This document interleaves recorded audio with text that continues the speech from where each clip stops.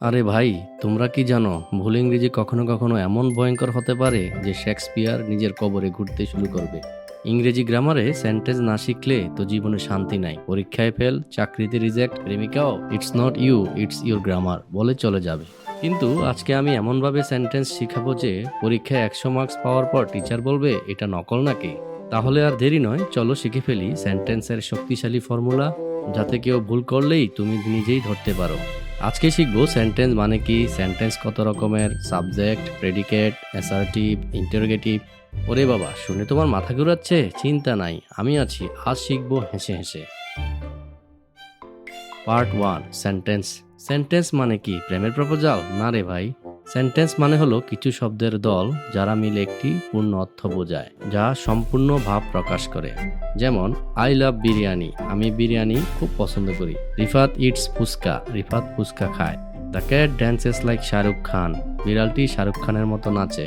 The dog barks at cats, কুকুরটা বিড়ালদের গালি দেয়। My uncle snots like a tractor, আমার চাচা ট্রাক্টরের মতো নাক ডাকে। কিন্তু যদি বলো biryani love me, fuchka eats Rifat, a tractor snots my uncle, তাহলে তুমি ইংরেজির উপর নির্যাতন করছো। কারণ যদিও এরা কিছু শব্দের দল, কিন্তু কোনো সম্পূর্ণ অর্থ প্রকাশ করেনি, তাই এগুলো সেন্টেন্স নয়। সেন্টেন্সের মূল উদ্দেশ্যই হলো ভাব প্রকাশ করা স্পষ্টভাবে। যদি তোমার প্রেমিক বা প্রেমিকাকে তোমার মনের কথা মুখে বলতে না পারো, তবে লিখতে পারো I wanna tell you how I feel, but my lips just never hill.